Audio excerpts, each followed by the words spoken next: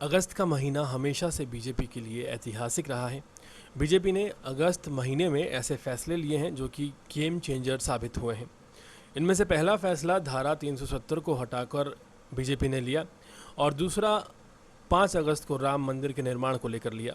वहीं अगस्त का महीना करीब आ रहा है। कयास लगाए जा रहे हैं कि 5 अगस्त को प्रधानमंत्री नरेंद्र मोदी एक बड़ी घोषणा करने वाले हैं। बीजेपी द्वारा सर्वसम्मति के साथ 5 अगस्त को यूनिफॉर्म सिविल कोड, जिसे आप कॉमन सिविल कोड के नाम से भी जानते हैं, पूरे देश में लागू कर दिया जाएगा। 23 नवंबर 1948 को कॉमन सिविल कोड भारतीय संविधान में दर्ज हो गया था। जिस तरह क्रिमिनल लॉ है उसी तरह वैवाहिक लॉ भी होना चाहिए, पारिवारिक लॉ भी होना चाहिए और संपत्ति को लेकर भी एक कॉमन लॉ होना चाहिए जो हर धर्म, जाति, समुदाय सभी पर समान रूप से लागू होता हो।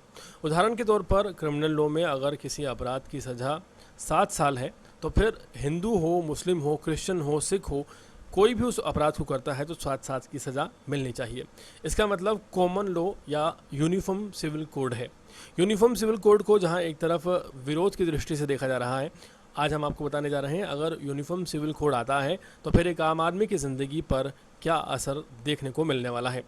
सबसे पहले अगर बात की जाए हिंदू समुदाय की, तो हिंदू समुदाय के लड़का और लड़की दोनों की शादी की उम्र बराबर हो जाएगी। यानी कि लड़की की शादी करने की उम्र अगर 21 साल है तो लड़के की भी 21 साल होगी। वहीं संपत्ति में भी बेटियों को उतना ही अधिकार होगा जितना बेटों को होगा। वहीं अगर बात की जाए मुस्लिम समुदाय की तो उसमें काफ़ी बड़े बदलाव होने वाले हैं। मसलन सबसे बड़ा बदलाव शादी को लेकर होगा। यूनिफॉर्म सिविल कोड एक कॉमन लॉ है, लिहाजा सभी को कॉमन युवक की तरह अगर एक मुस्लिम युवक भी है तो एक ही शादी करने का अधिकार रह जाएगा। किसी भी सूरत में ये विशेष अधिकार नहीं होगा कि किसी भी धर्म का कोई भी शख्स एक से ज़्यादा शादी कर सके, उसे गैर कानूनी माना जाएगा। हाल फिलहाल की अगर बात की जाए तो फिर चाहे बॉलीवुड अभिनेता धर्मेंद्र हो या श्रीदेवी के साथ दूसरी शादी करने वाले बोनी कपूर, ऐसे कई लोग हैं जो अपनी बीवी को तलाक दिए बिना इस्लाम कबूल करके दूसरी शादी कर लेते हैं। और ये छूट इसलिए मिल जाती है क्योंकि एक ही देश में 2 धर्मों में शादी को लेकर अलग अलग नियम हैं। यूनिफॉर्म सिविल कोड आते ही फिर चाहे वो एक आम आदमी हो या बॉलीवुड सेलिब्रिटी, कोई भी भारत में 2 शादियां नहीं कर पाएगा। अगर बात की जाए तलाक की, तो तलाक को लेकर कोर्ट के अलावा किसी के भी पास ये विकल्प नहीं होगा कि वो तलाक दे सके। दंपत्ति के पास एक ही विकल्प होगा कि वो कोर्ट जाए और कोर्ट से ही तलाक मिल पाएगा।